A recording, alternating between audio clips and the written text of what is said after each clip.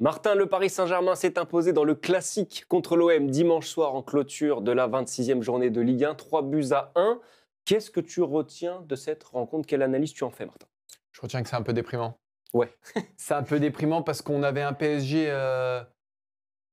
C'était pas la meilleure version du PSG. Un OM qu'on a vu sans doute meilleur que ce qu'on imaginait. Et derrière, malgré tout, il y a quand même un écart abyssal entre les deux, parce que ça finit en 3-1. Et si on est tout à fait juste dans notre analyse, le score est même presque flatteur pour Marseille, qui a finalement eu assez peu d'occasions, alors que Paris aurait pu plier la rencontre bien avant. Et que finalement, le but de Marseille, il est offert aussi par le PSG. Et ça prouve l'écart. Voilà, là, on est plus sur le même championnat.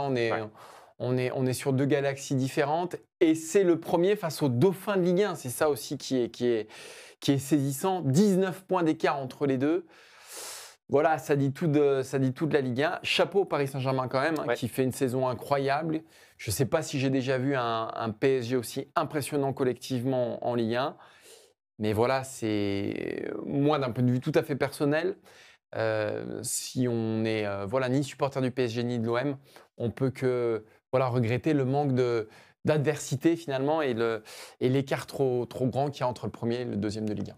J'ai une petite frustration, même si ce n'est pas du tout l'histoire de ce match, c'est que Marseille n'ait pas pu se présenter au Parc avec son duo Højbjerg-Bennacer au milieu de terrain. Parce que je trouve que dans le recrutement, ils ont franchi un palier avec un Rabiot très bon dimanche, avec un Gouiri très bon aussi.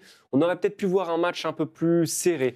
Mais est-ce que tu crois franchement que ça aurait changé? Je ne dis pas que ça aurait changé la face des choses, mais quand je vois comment Rabiot a tiré, un joueur de niveau supérieur, a tiré son équipe vers le haut, je mets Højbjerg et Bennacer peut-être pas tout à fait dans la même catégorie, mais pas loin. Je pense qu'on aurait pu avoir quelque chose de plus intéressant et j'irai pas jusqu'à dire que le score, moi, est flatteur. Parce que, alors, Valentin Rongier a même dit l'inverse, mais bon, c'est un joueur marseillais, forcément, en interview d'après-match, c'était pas forcément très objectif. Mais je pense que Marseille, je te rejoins sur le fond, c'est assez déprimant de voir que Marseille qui fait un bon match, ça fait quand même 3-1 à l'arrivée.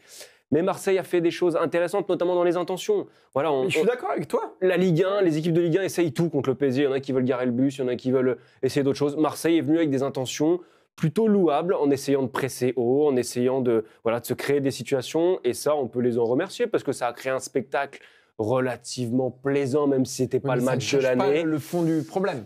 Non, mais il y a quand même un moment dans cette rencontre, un peu à l'image de la fin de match contre Lyon, ou de certaines rares rencontres cette saison en Ligue 1 du PSG, où ça aurait pu basculer. Il y a Greenwood qui rentre, il y a cette frappe qui passe juste au-dessus. Voilà, tu as quelques centimètres que ça fasse 2-2. Je ne te dis pas que derrière Paris n'en remet pas un ou deux. Tout à fait, il y a une grosse occasion juste avant. Mais j'ai quand même envie de retenir, si on ne veut pas être que dans la déprime, que cet Olympique de Marseille a montré des choses intéressantes. Et pour faire en fait la même analyse, mais la voir d'un œil un peu plus optimiste, c'est de se dire qu'effectivement, c'est un peu déprimant pour le suspense, mais que ce PSG-là, comme tu le disais, il n'a jamais été aussi fort, pour moi, dans l'ère QSI, et qu'il a maintenant un niveau plancher en dessous duquel il ne descend plus. C'est-à-dire que ces matchs qu'il pouvait parfois perdre, ou même concéder un match nul après un match de Ligue des Champions la saison dernière, ça n'arrive plus. Même quand le PSG est à 60-70% de ses capacités, il reste largement au-dessus de ses adversaires. Et là où je trouve ça positif, c'est en se projetant plutôt sur la Ligue des Champions. Parce qu'effectivement, sur la Ligue 1, je crois qu'il n'y a rien à espérer de cette saison. Ils peuvent être dans la course à la Ligue des Champions, hein. dans la course à la Ligue des Champions, ce sera super intéressant. Mais effectivement, côté parisien, oui, à part savoir quand est-ce qu'ils seront champions et savoir s'ils termineront la saison invaincus, ce qui semble presque une évidence aujourd'hui. Là, je ne vois pas qui peut les battre. Je crois qu'effectivement, il n'y a plus grand-chose à attendre des matchs du PSG, si ce n'est de se faire plaisir devant leur qualité technique.